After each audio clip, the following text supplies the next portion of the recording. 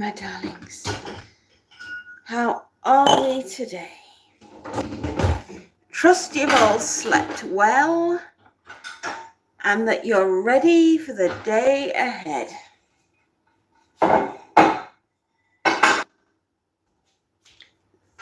There's nothing like a Monday morning to get us all to focus. And yawn and come round and wake up.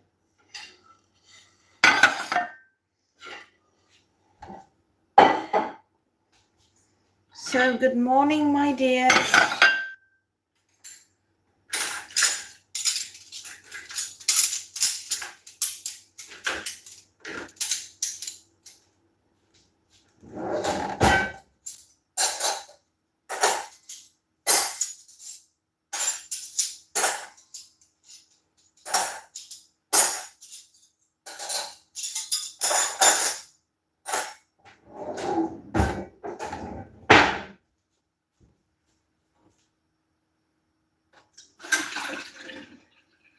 Good morning, my darlings.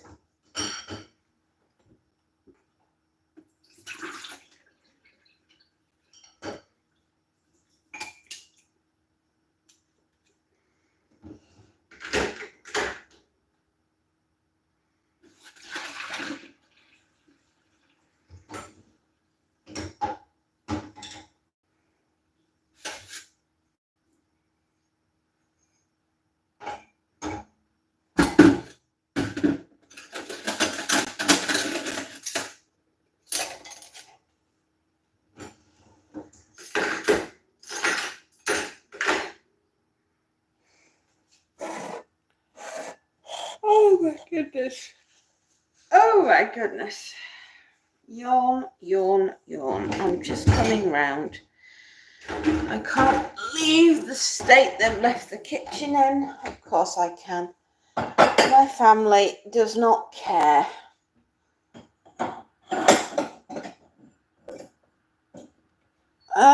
Which is sad.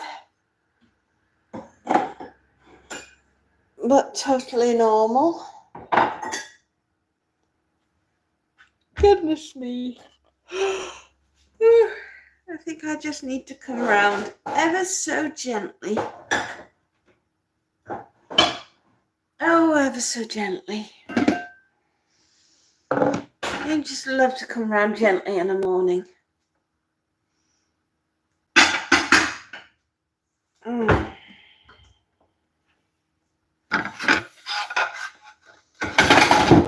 Oh, yay.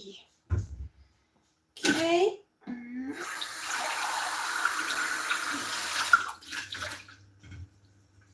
Oh, that's one cup sorted. Good morning, my darling. Whoever you are. My suspicions.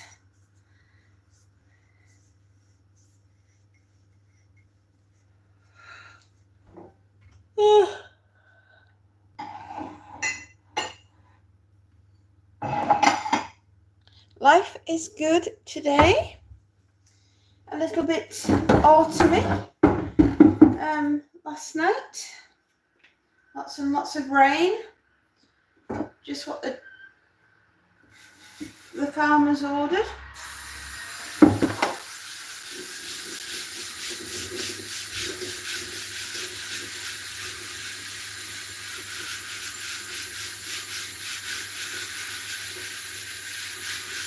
Always important that we wash the chopping board.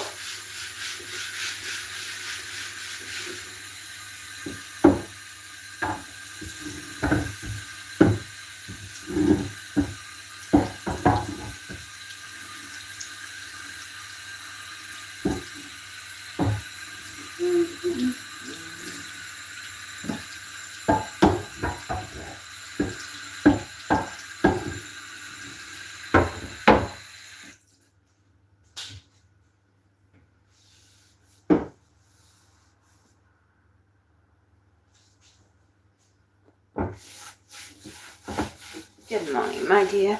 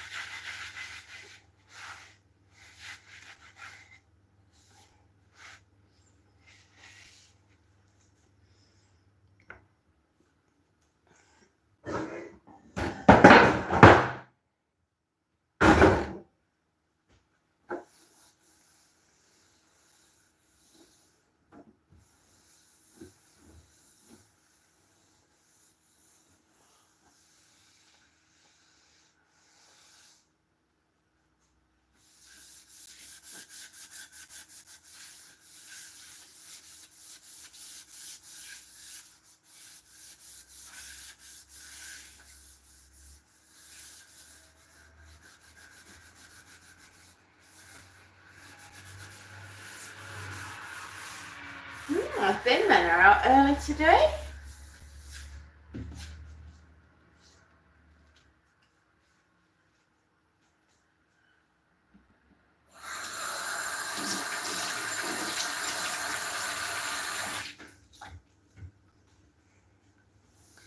Well, life looks as though it will be very busy for me today.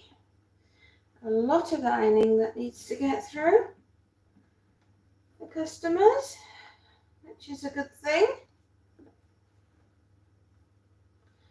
Because after all, that's why we do what we do, right?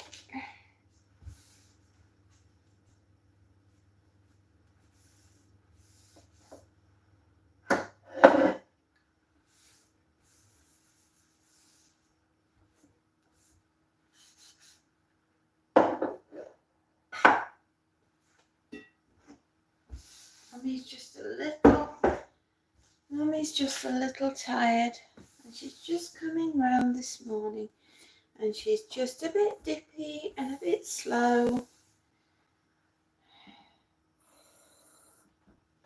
But you know what? It'll be all right, because that's what mummies do. Mummies make everything all right. They make the world right. Yes, they do. Yes, they do.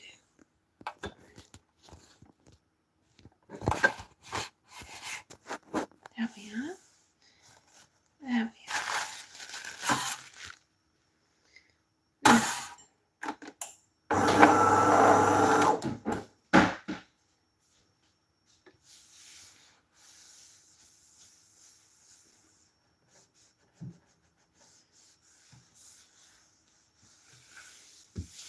There. All cleaned up. All cleaned up.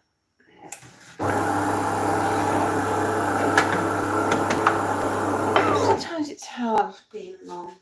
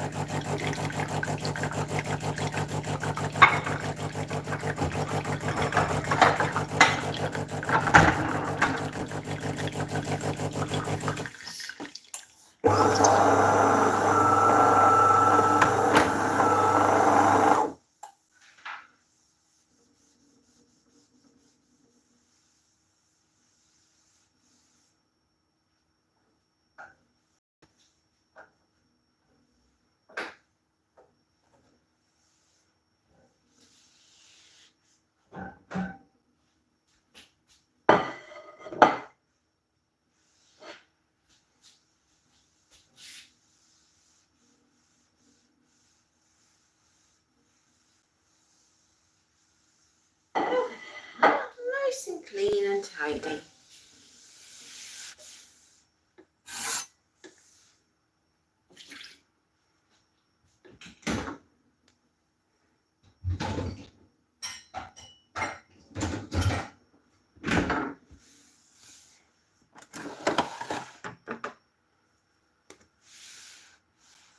Nope.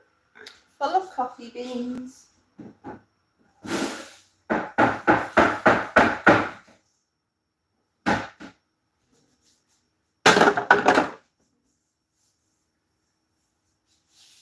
A little bit of water on the floor. That's all it is. Just a bit of water. It will dry.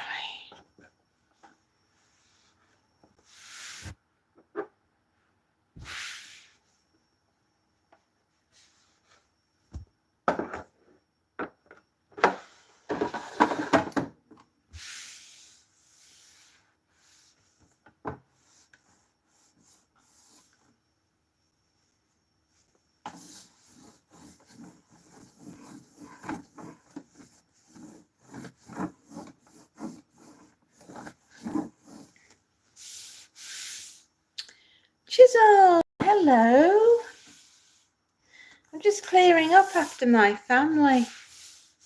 They decided that they were all going to make sandwiches, which is great, and they're taking a packed lunch to work, which is lovely. Hello, I'm doing all right, but I'm having to do all the jobs before I can get a cup of coffee because they left me a kitchen that was just appalling. Absolute shocker. To which I was a bit like, well, that's a bit much. So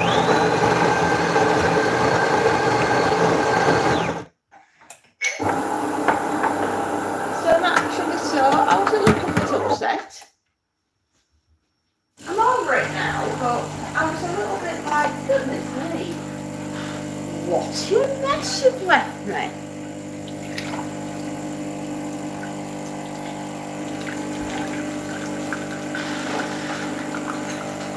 You little rotters.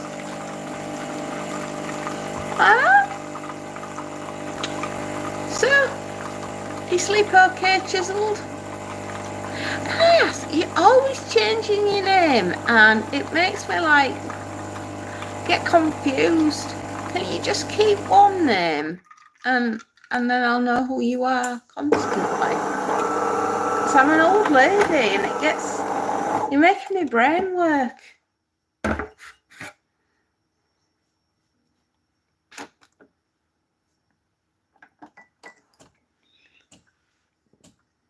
Here we go.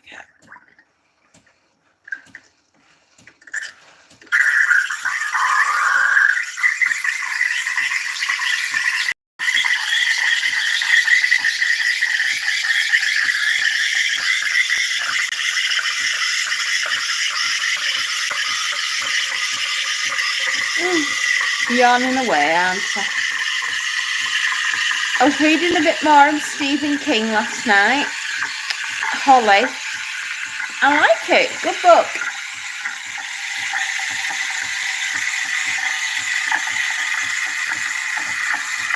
Hopefully I'm going to get my book review done this week.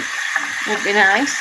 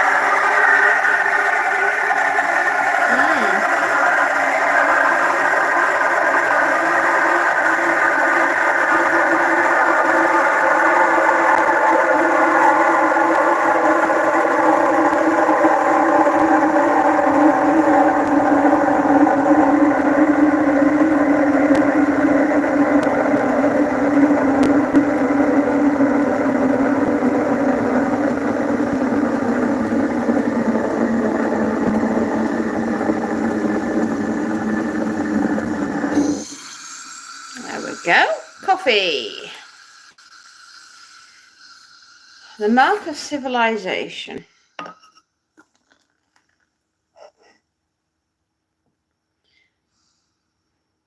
Do you know, I'm still thinking about 28 years later. I can't stop thinking about that film.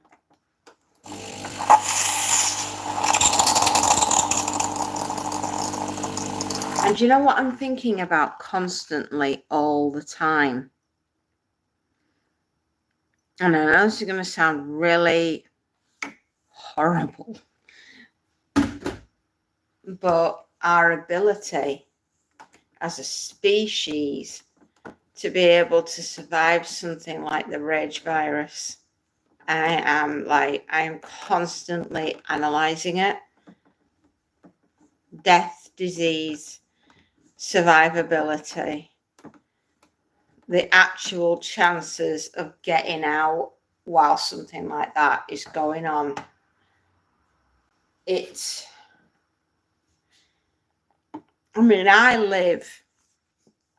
I wouldn't say I was completely rural, but I am partially rural. And I don't think that we would round here. Oh.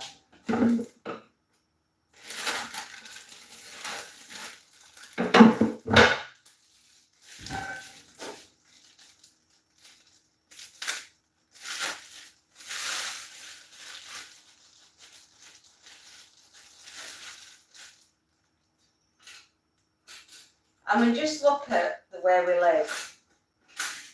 All the mod cons with everything. And mostly the ability, right, to fix nitrogen into the ground so that we can grow the food that we need in order for us all to survive. The Haber-Bosch system, right?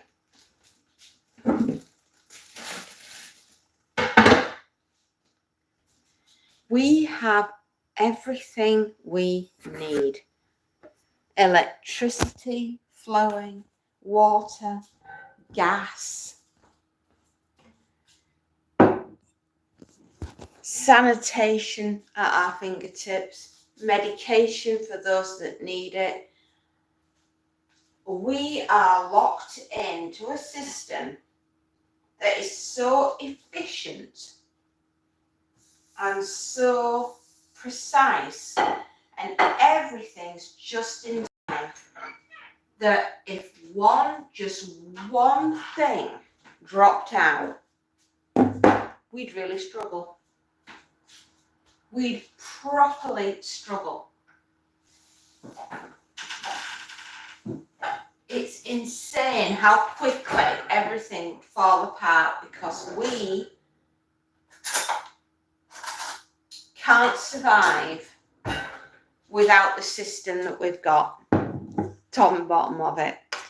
And no matter how many preps you have, and no matter how much food you've got stored, the minute you crack open that tub of food, right, in a disaster, in an emergency, that's your march towards starvation, because there isn't anything else coming in behind it to replenish it.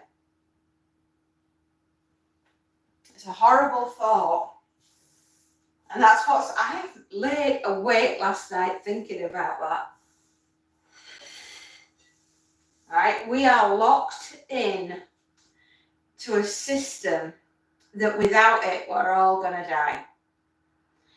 And I wish when prepper channels were coming on, they'd be honest and they'd tell you that bit. Right? You could have 25 years worth of food stored up. What happens if you all live for 30? What are you going to eat for the last 5 years of your life? Just a thought. A happy thought for you for Monday morning, but there we are.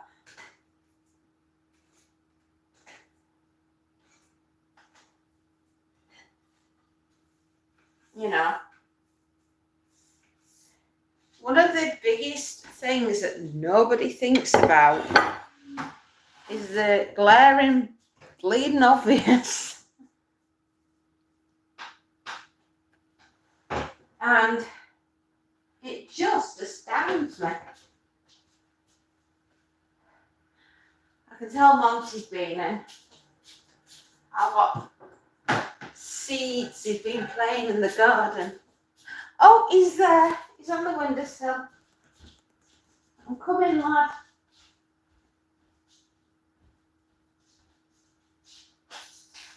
I didn't see you. I know. Good morning. Good morning, sweetheart. I know. Good morning. Was you playing with fish mouse last night? You did? Oh. You did you? Really? Oh, Mr. Grumpy. Mr. Grumpy. Hello. Hello. Oh, my baby boy.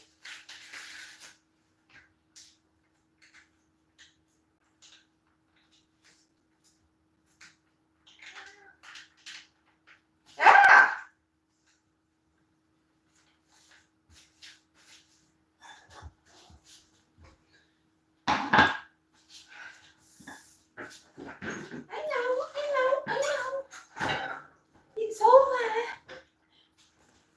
I mean, I would class myself as a prepared person. I would. You know, I've got all the medical stuff. I've got all the water filtration stuff. I've got extra gas bottles so I can cook food, right? I have food storage. I have a safe space for us all to go to should they start lobbing bombs. And I know the obvious answer is yes, store as much food behind you as you can, as is feasibly possible, and then go outside and grow your own food. Perfect. Can I just ask how you're supposed to grow enough food for you and your family? Because believe me, they eat a lot.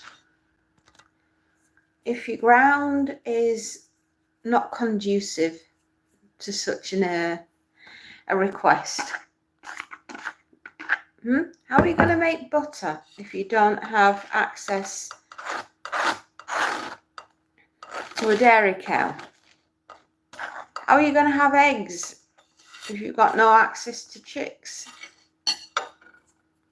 I mean, yeah, you could buy a cow, you could buy chickens, but then you've got to buy the food that's going to feed the cow and feed the chickens. And that's what I'm trying to say, is that you can't make it as a lone prepper. You need a community around you with everybody being able to do something. You know, you're going to need a seamstress. You're going to need somebody to make pots and plates. You're going to need someone who's a prolific hunter. You're going to need a doctor. You're going to need someone who knows how to fight. You're going to need someone to teach the children. You'll need a farmer, you know?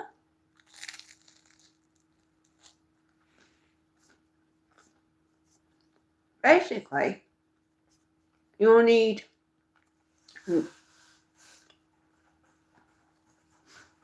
Monty. Excuse me.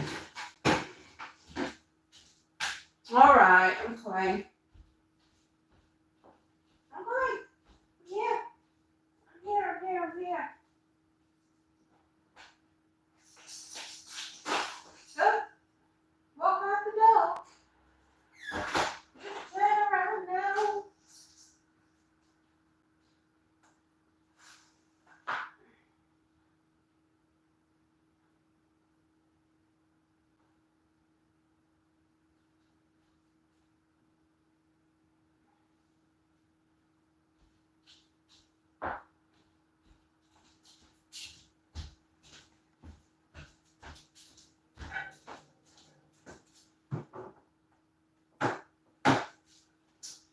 He's been playing in the front room with his scratch pads. So yeah, you're going to need one of everybody that you've already got in society. But you can't really just stop at one, because as we're fond of saying in the prepper community, 2 is 1 and 1 is none. So you're really going to need 2 of everyone. So you'll need 2 dentists, 2 doctors, 2 farmers, 2 fighters, 2 seamstresses, 2 cooks, farmers, did I mention farmers? Pharmacists, you know, people that know how to get the best out of plants medicinally, in case you haven't got actual medication. And then you've got to feed all these people and house them. Oh, you'll need builders. Yeah. And that's why, I know it's going to sound a bit trite, but I do feel that the apocalypse, this Armageddon, this fantasy.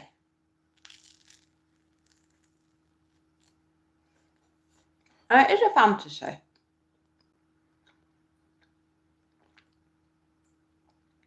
It's just not survivable. I mean, I think you'd have a chance of survivability and putting the ship right in a financial collapse. I've got experience of that, by the way. Or an economic depression. And quite possibly a pandemic.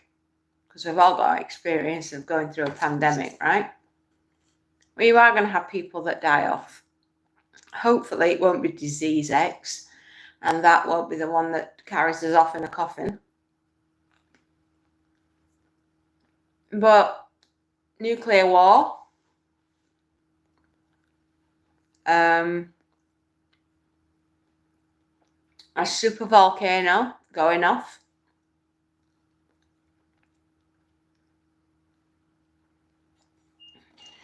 I think you'd really, really, really, really struggle with the human race if a VEI 8 or greater went off. If we ended up with a proper eruption, a proper supervolcano going off,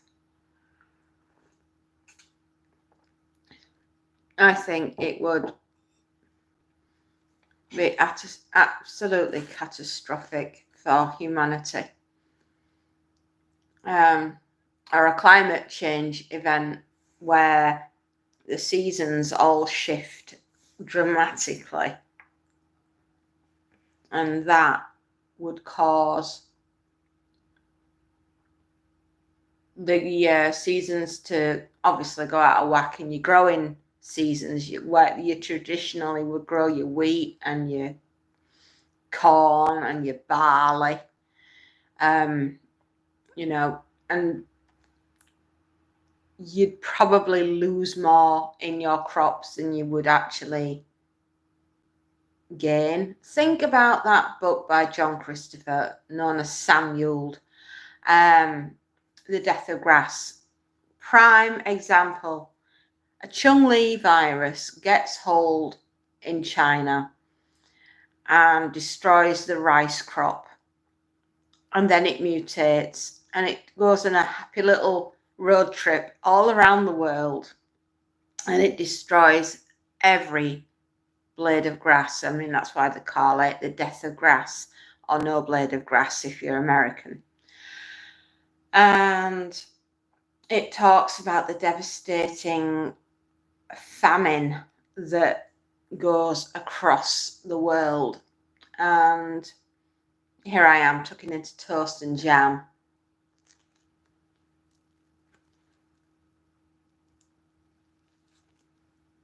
I'm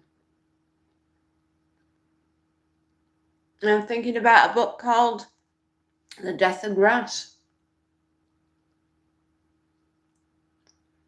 And you're literally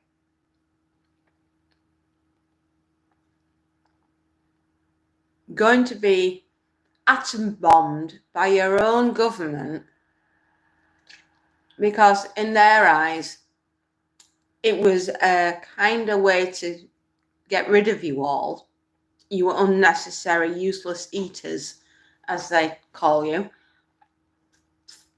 rather than let you starve to death. It wasn't democratic. They didn't put it to a vote. They just decided that they were going to atom bomb all the major cities and save 3 of them for London and blow you all to smithereens.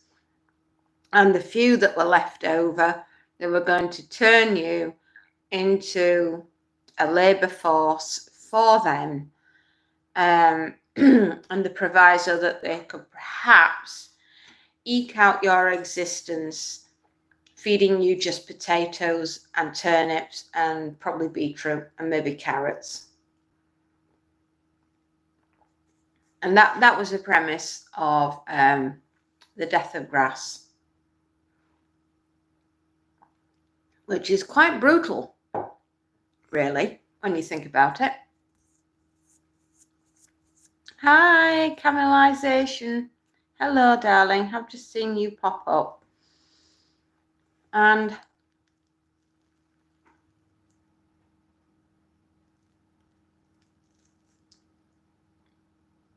it just made me thinking about all of it as you're going through, watching the film.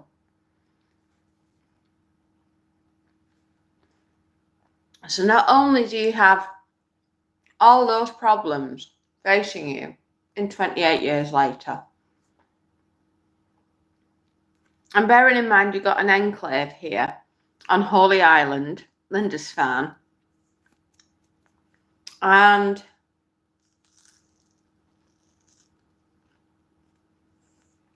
you've also got the added threat of the zombie infection, which is still raging throughout the mainland. Now, as I've had time to digest and think about this, bear in mind it's 30 years almost later, not 28 years later, right, or whatever, and we're being patrolled, obviously because we're an island. We're being patrolled by NATO. Yeah, they're sailing around and around and around and around the United Kingdom, every bit of it, with orders to shoot anything that tries to get off the island. And they are not allowed to set foot on the island. Hello, Lily. Good morning. And they're not allowed to set one foot on the island. Otherwise, the rule applies to them. They're not allowed to get off. Yeah, okay, fair enough. Wouldn't it have been conducive to the rest of the world, for the rest of the world to have helped the United Kingdom by landing troops on the island of the United Kingdom and gone around and got rid of the infected, right? I mean, what happens if it goes airborne? This disease, this rage virus, what happens if it mutates and goes airborne, right? Because once it goes airborne, that's it. It's game over. The entire world will then succumb because it'll get into the airflow, obviously the jet stream, and it will go on a little road trip all around the world. So I've just got a couple of questions. Why didn't the rest of the world, America, talking about you,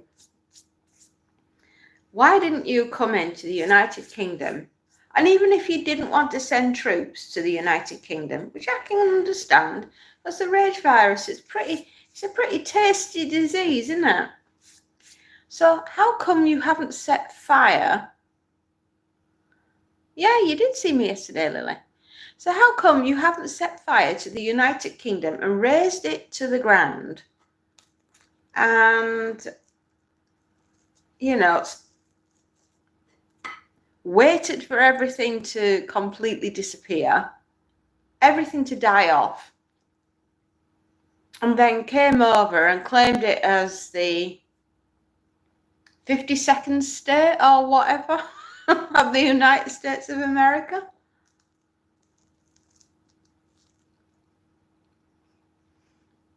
I'm just curious. Are we about to find out that we're part of some bizarre reality TV show where everybody's watching the demise of the United Kingdom, a bit like the Truman Show, but with infected?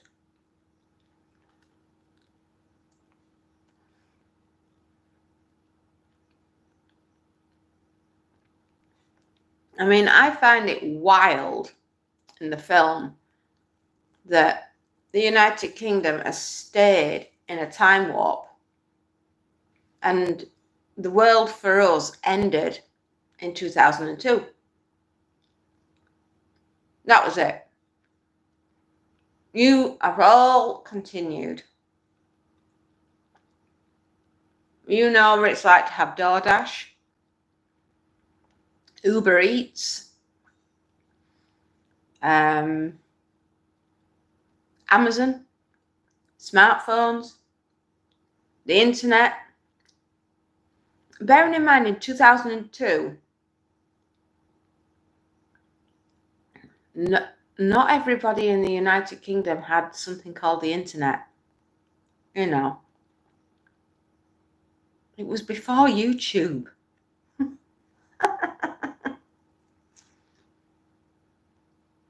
We wouldn't know what a YouTube was.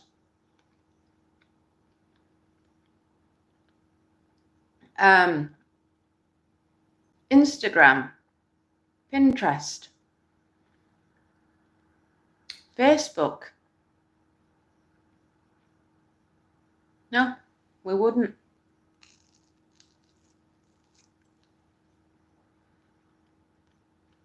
An online food shop. Are you having a laugh?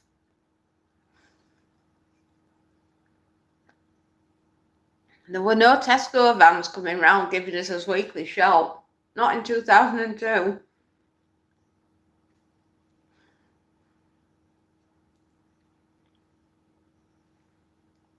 So we would never have known about any of that at all. We wouldn't even know who the blooming Kardashians were. Which probably actually is not a bad idea.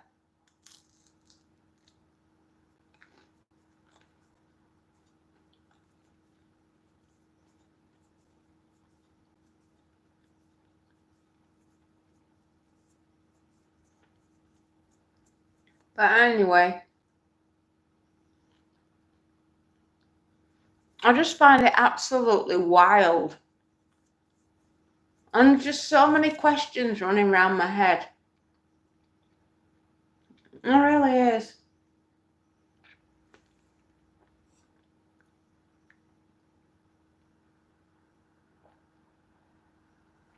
I mean, blimey. You guys are all probably going to go through the 2008 crash. And we wouldn't have a clue about it. We'd never know that Wall Street nearly came close to imploding on its own petard. Because for us, the world ended in 2002. Which is, funnily enough, that was the year that I had my first child. So that would have been very sad. I also only got married in 2002. So I'd have just been starting out. And my entire world would have just imploded. Yeah, we'd have just seen 9/11, right? In 2001. Yeah, we'd have literally just seen 9/11. And that would have been it for us. We wouldn't have known about anything else at all. Yeah, I did in 2002. That's when the original 28 Days Later came out. And the rage virus went across the United Kingdom.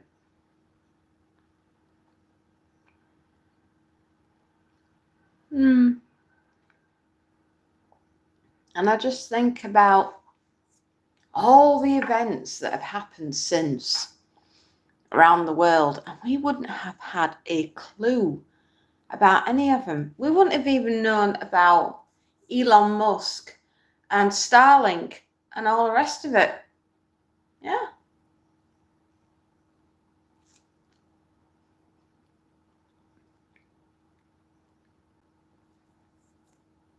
And it just makes me wonder, why United Kingdom hasn't been razed to the ground and everything destroyed, and I mean burned to a crisp, because that's the only way to eradicate a disease is by fire, right? You have to burn the disease away. It's the only way to be absolutely sure that it won't escape and it won't affect the rest of the world. So clearly, somebody knows something about the mutation genome that's within the rage virus. And they know that it can't evolve and go airborne. Otherwise, they would have burned the United Kingdom to a crisp.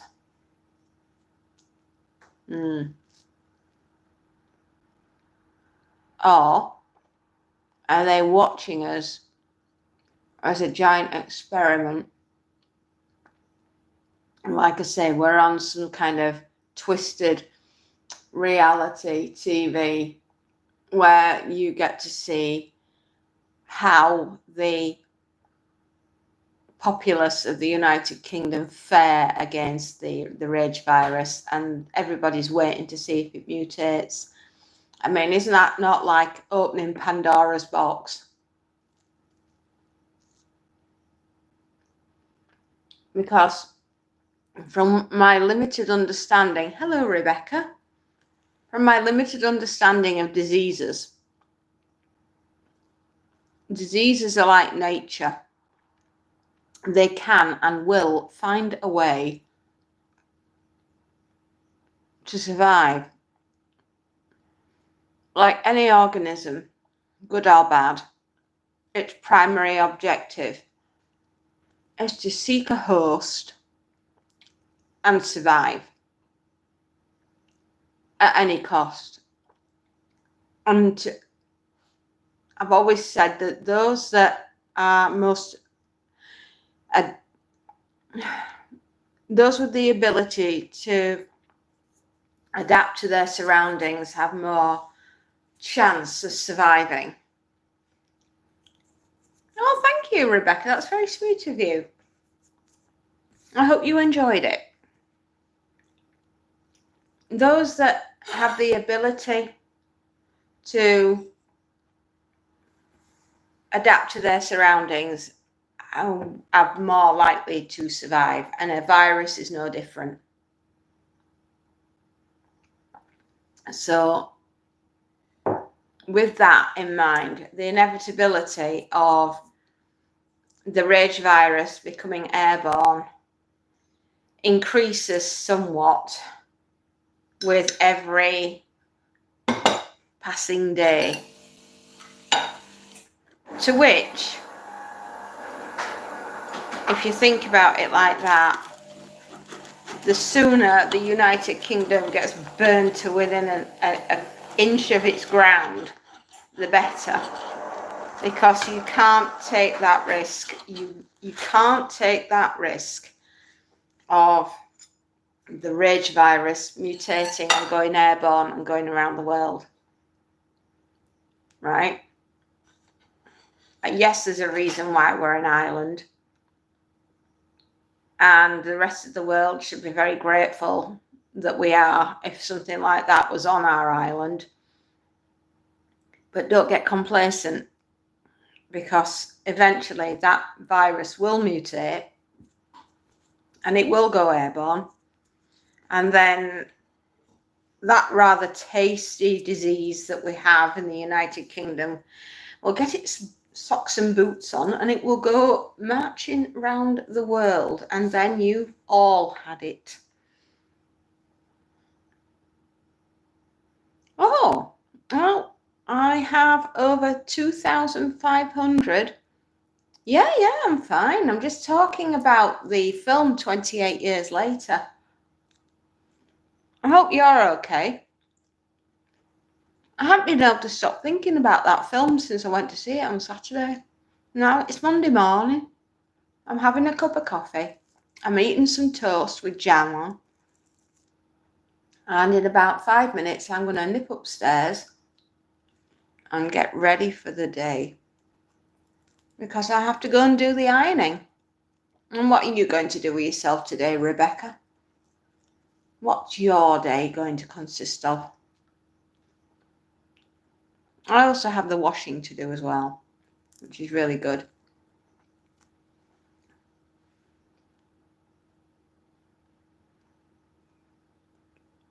Yeah, I'm just fascinated with it. I mean, as I say, what I love to do, my primary subject, if you like, is the end of the world. I'm fascinated by it. I don't particularly want to participate in it, but I love reading about it and studying it and watching, and I'm a people studier.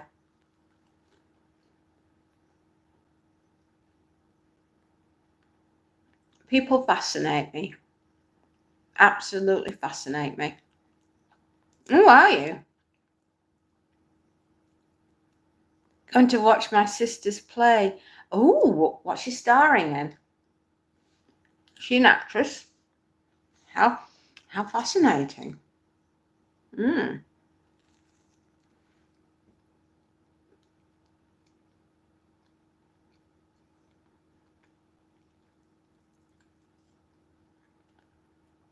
Sometimes I like to sit down and have breakfast with you all and just chatter away, ask you about your days, find out a little bit about you all. Because you all fascinate me. The whole system of YouTube fascinates me.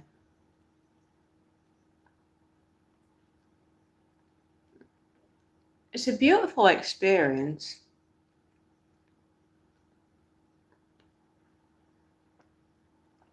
You know, being able to chat with people from all around the world. I just find it absolutely wonderful. And what an experience. I mean, like I said, in 2002, we didn't even know what a Facebook was or a YouTube.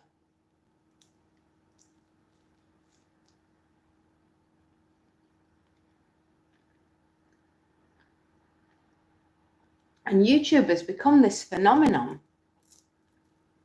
And it's literally everywhere around the world.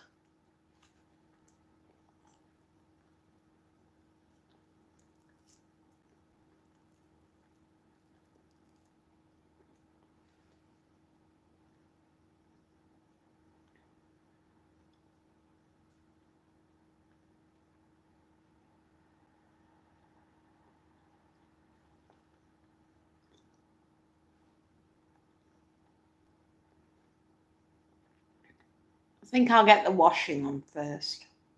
And then I'm going to do the ironing. So she graduating from nursery and then doing a play. And I'm not sure what role she is. Oh my goodness me. So she's going up to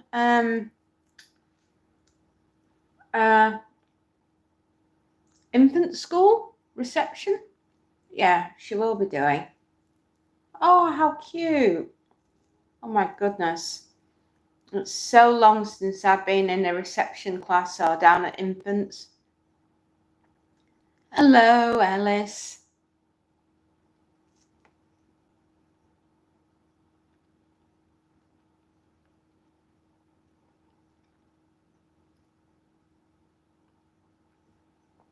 How are you, Alice? What are you doing with yourself today?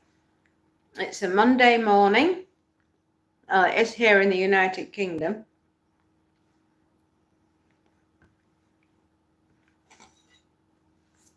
Anyway, 28 years later, in about 6 months, is going to have the second part of that film. And I can't wait. It's such a hauntingly beautiful film. Absolutely fascinates me. It was a proper study of the human condition.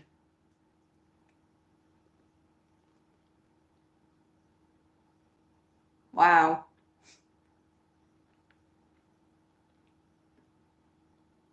I will say one thing. If you are as invested in the Teletubbies as I was back in 2002, then the ending of 28 years later, you're really, really going to enjoy it.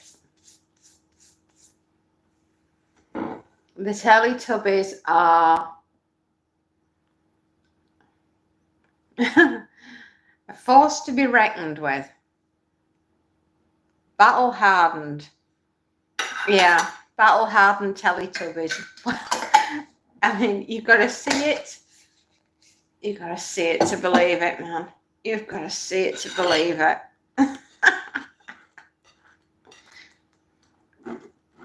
Oh no. Life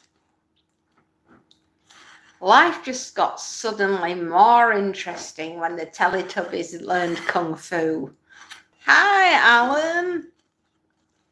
You know, Alan, when I said to you that the Teletubbies have got more than you realise, as in, like, I'd pay good money to see the Teletubbies turn into Kung Fu masters and expert zombie killers, you know, infected killers. Let me just put it this way. The ending to 28 years later, you will not be disappointed. Dipsy, Lala, Tinky Winky and Poe are on point. Oh, yes, they are. Yeah. Somehow, they managed to cross the Teletubbies with the Mighty Morphin Power Rangers. And it is absolutely brilliant. I hope you've had a good weekend, Alan. I hope you've done loads of really cool things and managed to get out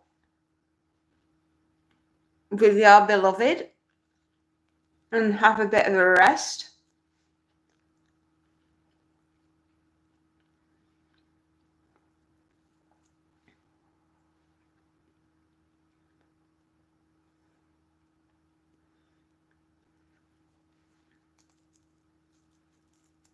Yeah, it's been an interesting weekend.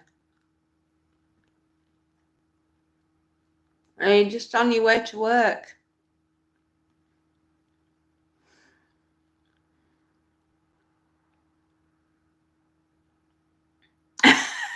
Well, I ain't joking. It's a sight to behold. Oh my goodness me. I never knew the Teletubbies knew so many moves, man.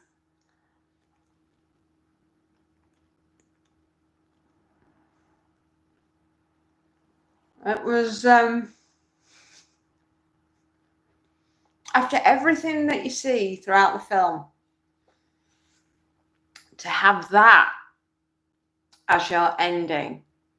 Alex Garland and Danny Boyle must have been rolling in the aisle, laughing, thinking, yes, this has got to be the ending. This is the pinnacle ending for a film.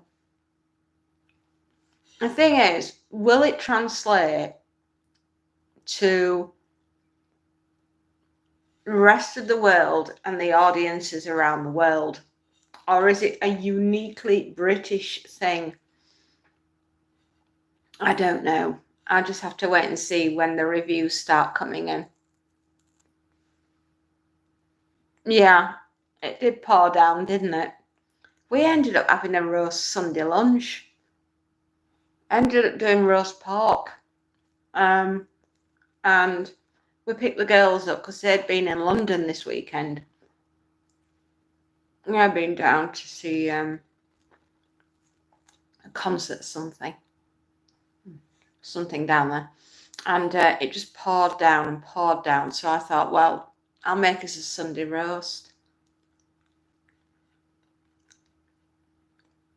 Oh, you own a cafe? Oh my gosh, please do. Please do send me that Teletubby sketch. I would love it. I love the Teletubbies. Oh, Rebecca.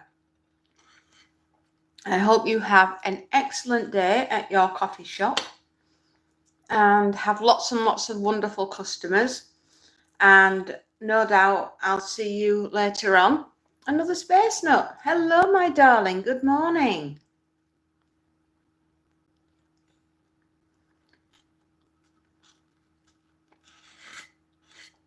Good morning, my darlings. Well, you have a really good day at your cafe, Rebecca. And feel free to call anytime you like, because you'll usually find me either doing a live or a book review or talking about a film and just having lots and lots of fun.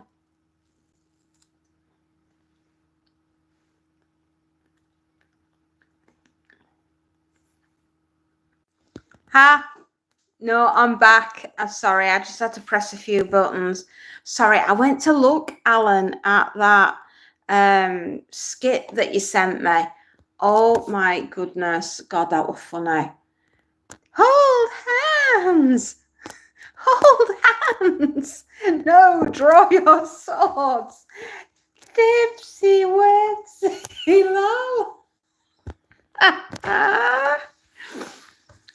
Thank you. That is exactly what I needed for my Monday morning. Yes. Mighty Morphin Power Rangers. Oh. Right. If and when you get a chance to see 28 Years Later, when you're watching that, yeah, and there's just no other way to describe it other than very, very British kung fu. Very British kung fu. Yeah, it's a sight to behold, man. It's a sight to behold. It's just absolutely brilliant. Astounding.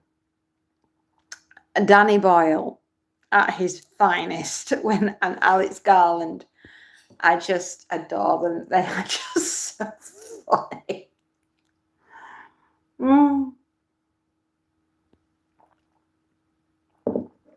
It reminded me, I mean, all it needed was a soundtrack to that song from the 1970s about kung fu fighting. If it had had that as its backtrack, it's cinematic gold. I would just wish it had had that music. I really do. Now, what time are we on? 9:15. I don't know. I'm just going to have to finish my coffee and then go get ready.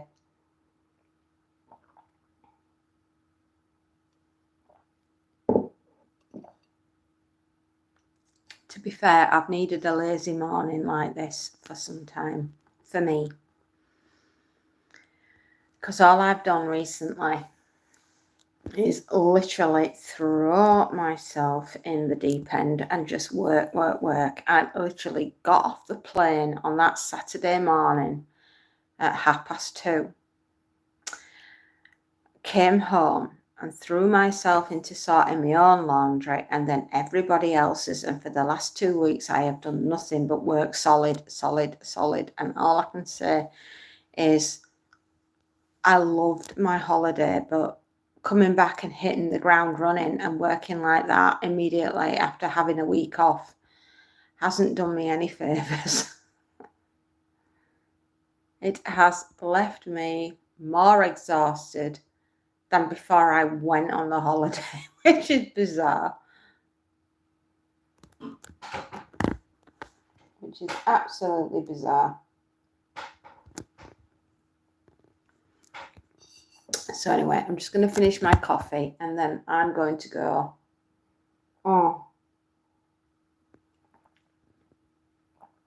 And get ready for the day because I think I need to.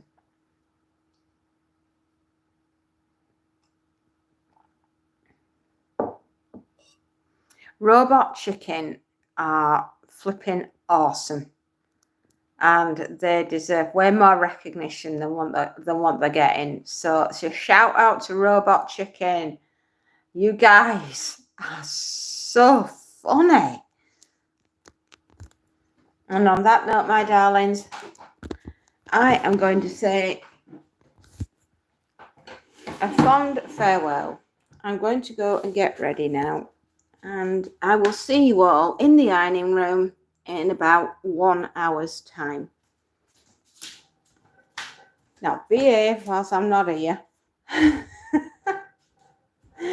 a good one, my darling. You'll probably be in work, but no doubt we'll catch up with you. And if you've got any ghost walks organised this week, I hope it don't rain on you. But I'll probably send you an email later on, sweetheart. And we'll catch up with whatnot and everything else that we have to do. And I'm just putting the jam and the butter back in the fridge, and I'm about to throw my things in the dishwasher and hopefully not break anything. Right. And I'll see you later on, probably another space nut. Okay, my darling, and I'll send you an email too. Okay. Take care of yourselves and behave. And Yanshin, lovely to meet you, but I'm sorry I have to fly and go and do housework, which is thrilling, isn't it?